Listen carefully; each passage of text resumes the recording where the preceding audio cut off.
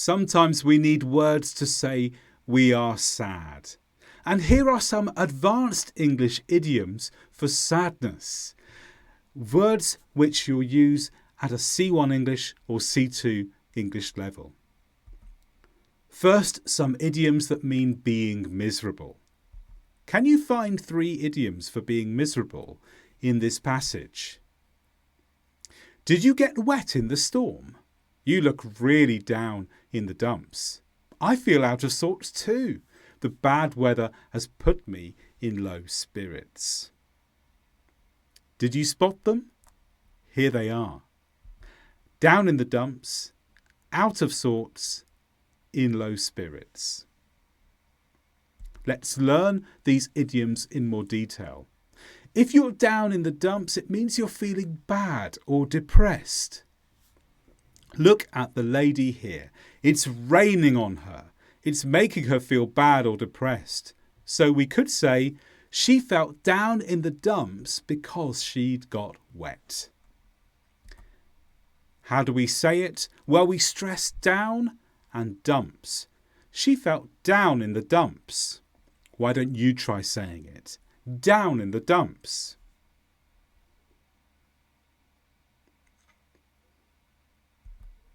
The next phrase, out of sorts.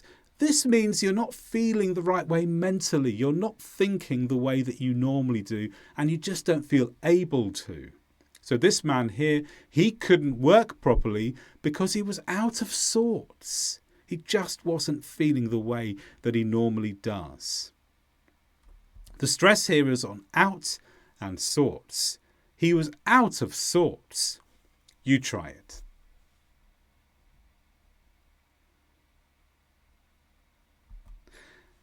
The next phrase, in low spirits, is when someone is not happy, but they're not loud about it. They're quite calm, they're quiet, they're quietly not being happy, really. They're just feeling low.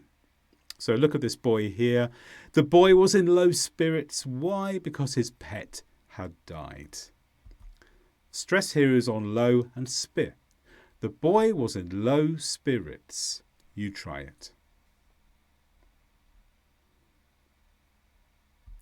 And the last one is interesting.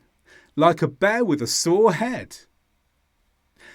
What does this mean? Well, this is to do with someone who's in such a bad mood. They're complaining about everything and everyone. And you want them to stop being so angry and upset about everything. So you might say this to them. You're like a bear with a sore head. Cheer up. And the stresses here are bear, sore and head. You're like a bear with a sore head. You try it.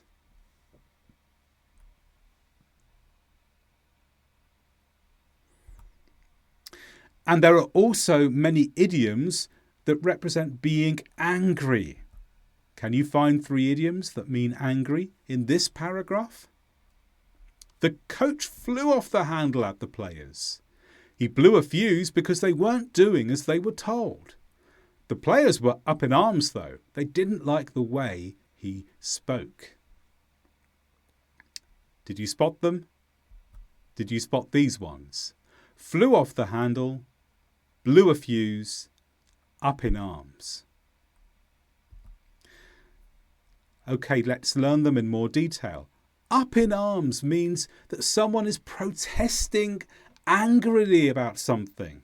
So in some countries, when people aren't happy about how their work is, sometimes the employees get together and they do a protest. And you could say they were up in arms about the work situation. They were all angry about it and they all spoke about their anger or did something to show their anger. The stress is on up and arms. They were up in arms. You try. When you bite someone's head off, you don't really bite someone's head off. But this is when you tell someone off angrily. So look at the picture here. The man is biting the woman's head off because He's shouting at her. He's telling her that she's done wrong things. And she says this, "Don't bite my head off. It isn't a big problem." And the stress is here, bite and head.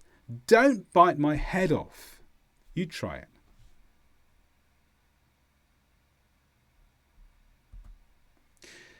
When you blow a fuse, you get angry really quickly and suddenly there's like an explosion of anger. So going back to the story we read at the beginning, the coach blew a fuse because of the bad performance. So the coach was watching the performance and suddenly he got so angry with the bad performance, he blew a fuse. He got angry really quickly and started shouting at people. And the stress here is on blew and fuse. The coach blew a fuse. You try. And the last one is similar. Fly off the handle. So this is probably what the coach did after he blew a fuse. He flew off the handle at the players.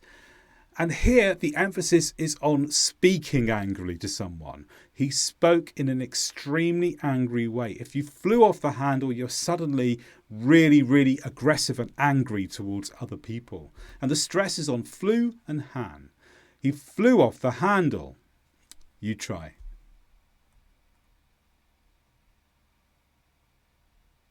It's time to use some of these idioms in a dialogue. So I will speak first, and I will read all the parts first time. Second time in this role play, I will speak and then you reply. So for the first time, just listen to me reading all the parts of the dialogue, and then you're going to join in to use them. Now, please don't fly off the handle. I broke your best cup. No, I can't believe it. I'm going to blow a fuse. Please don't. I'm already down in the dumps about it. Okay, I'll try. I'm going to be in low spirits about this though.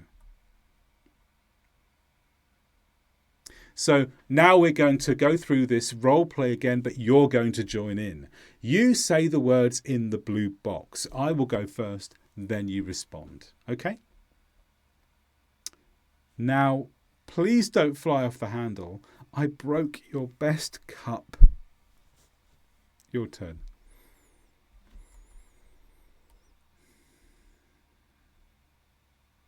Oh, please don't. I'm already down in the dumps about it.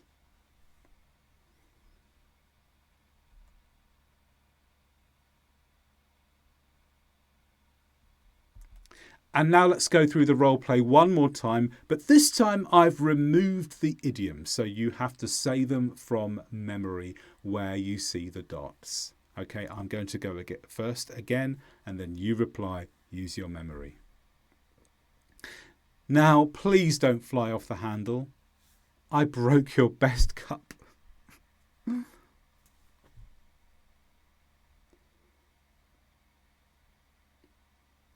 Please don't. I'm already down in the dumps about it.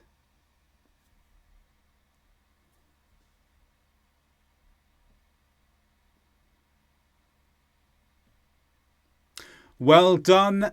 And if you're new to the channel, please try some of my other videos. I have links in the description to some videos I think will be useful for you, and my advanced English grammar course that you can purchase on Udemy.